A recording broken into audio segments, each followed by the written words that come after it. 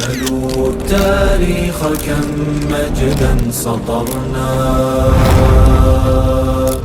على صفحاته وبه تغنى.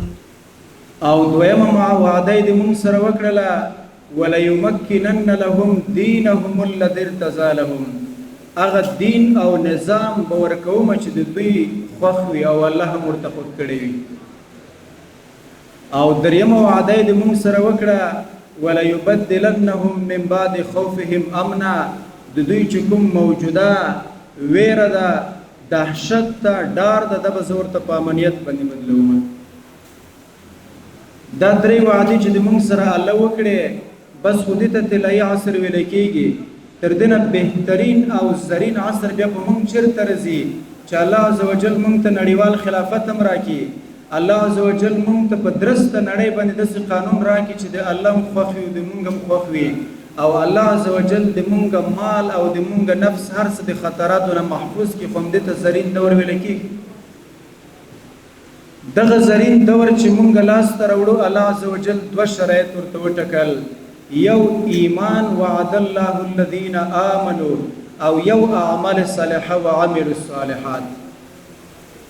نو که مونږ ایمان ولرو، مونږ اعمال صالحه ولرو، الله عز وجل به مونږ ته بیرته هغه طلایي او زرین عصر رمات کوي.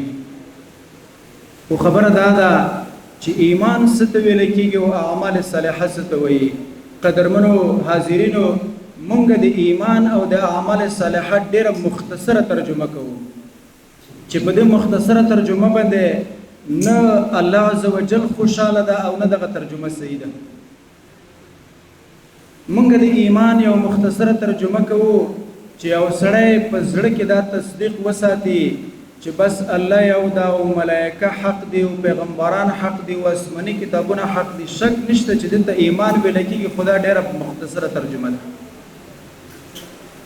ایمان کله مونږ وسیع کو په اساس د حدیث د پیغمبر علیه الصلاۃ والسلام چې حضور پاک فرمایل الایمان بدع و سبعون شعبه.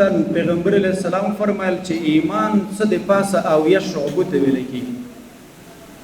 نو لہذا د ایمان بلګ مونږ آزاد ترجمه وکړو چې ایمان د اویا څه د پاسه او یا شعبه نه عبارت ده. لږ به نور هم ازادي درته کې وکم. سبعون چې په عربي کې ویل کېږي، حصر مقصود نه ده چې اویا شعبې ده، د الله عز وجل او د پیغمبر علیه الصلاۃ والسلام بلکې د کلام عربي د ګرامر یو اصول دی چې دوی سبعون وایي، مراد یې ترې کثرت وي.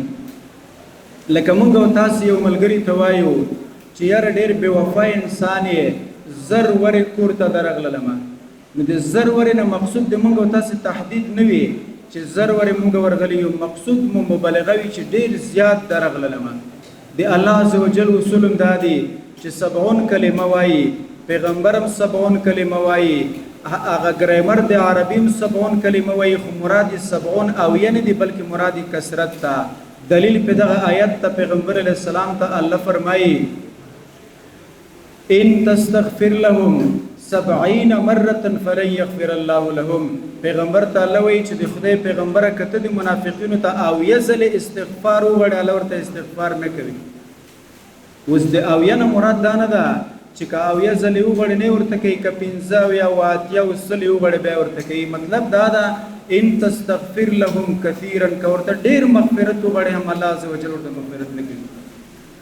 نو لہذا 70 نه مراد اویا نه دي بلکې ایمان ډېر شعبې لري. نو چې دومره فراخه معنا ده، زه به اوس بیا درته ووایم چې الله عز وجل د مونږ خلافت او د مونږ طلایي عصر په دې شرط پورې تړلی ده چې د مونږ باطینی ټول احوال به برابري.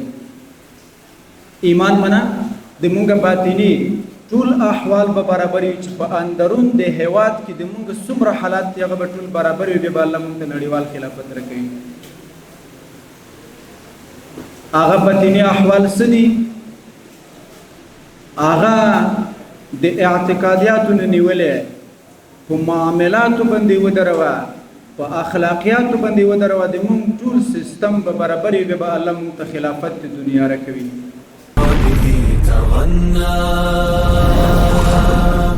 تهاب الأسد وطأتنا لأننا لغير الله كلا ما ركعنا.